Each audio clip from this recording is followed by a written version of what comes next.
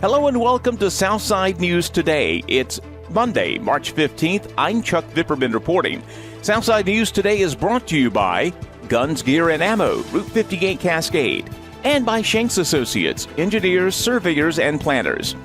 One of 3 state-managed community vaccination centers opened today in the former J.C. Penney store at Danville Mall. Curtis Brown with the Virginia Department of Emergency Management tells River City TV they hope to administer eventually up to 3,000 doses of COVID vaccines per day at one of the state's most underserved areas. We selected Danville because of the impact of COVID-19, the need to help to vaccinate vulnerable citizens here, and also the coordination and collaboration that was already going on here in the city.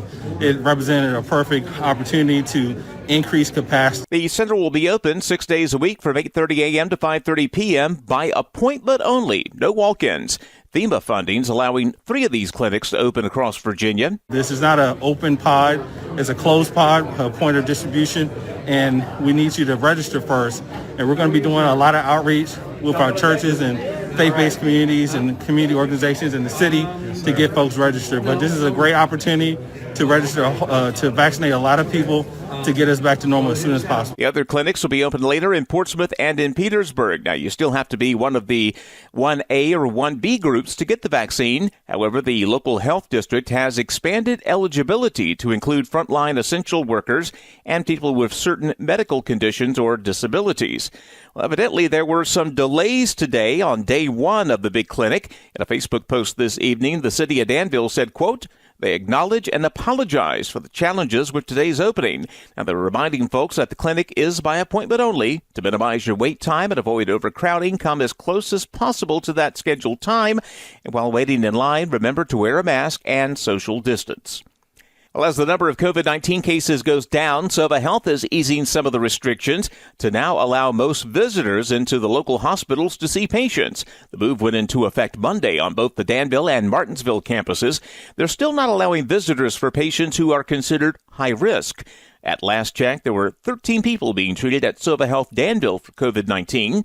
4 are at the hospital in Martinsville. At one point, the hospitals had nearly 100 coronavirus patients combined. Well, the latest dashboard report from the State Department of Health shows the number of local COVID cases leveling off. Today's update shows 2 new deaths recorded in Danville. That brings the city and county death toll to 192. The overall number of cases is only increasing by a few per day. Local positive test rate ticked up slightly to 7.5%. Statewide, that rate is 5.4%. Well, Virginia's first couple got their first round of the COVID vaccine this afternoon. Governor Ralph Northam and First Lady Pam received the Johnson & Johnson vaccine at the governor's mansion earlier today. Both tested positive for COVID-19 last September, but never had any severe symptoms. About 10 acres of brush burned Sunday in a rural stretch of Pittsylvania County east of Gretna. Volunteer firefighters from 8 departments responded to the blaze along Glade Road just before 1 p.m. Sunday. Units from Renat were first on the scene. Other volunteers from Gretna, Riceville-Java, Climax, Chatham, Hurt, Cool Branch, and even North Halifax assisted. Now, the wind helped the blaze jump a couple of fire lines before it could be contained. Investigators think a spark from a piece of equipment began the blaze. No one was hurt. Danville school leaders say they've had lots of unfilled slots last fall when they opened up their no-cost preschool program. They're going to make sure the same thing does not happen again. School Superintendent Dr. Angela Hairston says they're putting the word out so they'll have full classes this fall. You'll see posters out. You're going to see ads in the paper and different things throughout the community to let people know we want you to register for preschool. It's no cost to the parent. It will be full day. The meals are at no cost. Transportation is at no cost. Now, part of the push is a new video highlighting some of the young students who are enjoying preschool this year. I love school because I get to read and play with my friends.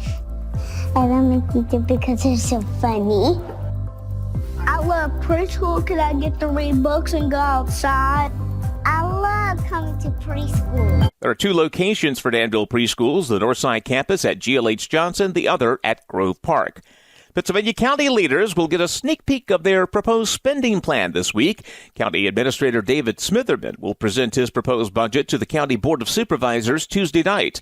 The county's Finance Committee has already scheduled several public budget presentations throughout the community so folks can hear more about the budget blueprint. The panel will recommend changes that supervisors will vote on later. A new budget has to be in place by the 1st of July.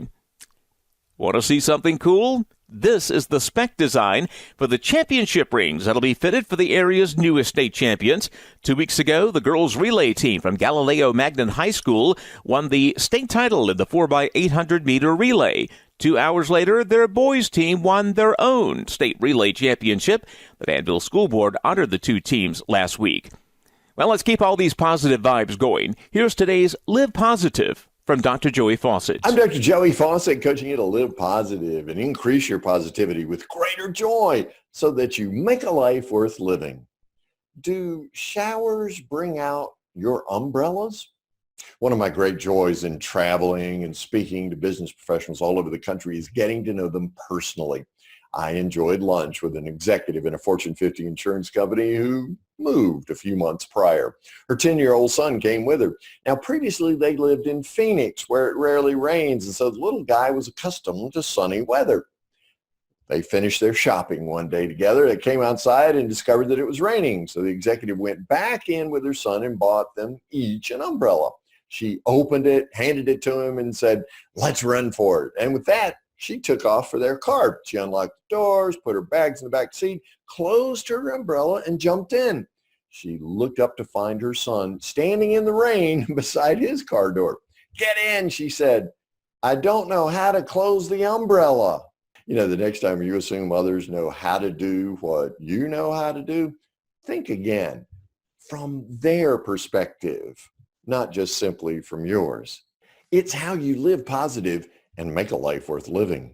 Coaching you to live positive today, I'm Dr. Joey Fawcett. Thanks, Dr. Joey. Forecast calling for clouds tonight and plenty of rain. Lows down to 37 degrees. Tomorrow, quite simply, is going to be a cloudy, cold, and rainy day. Highs only around 44.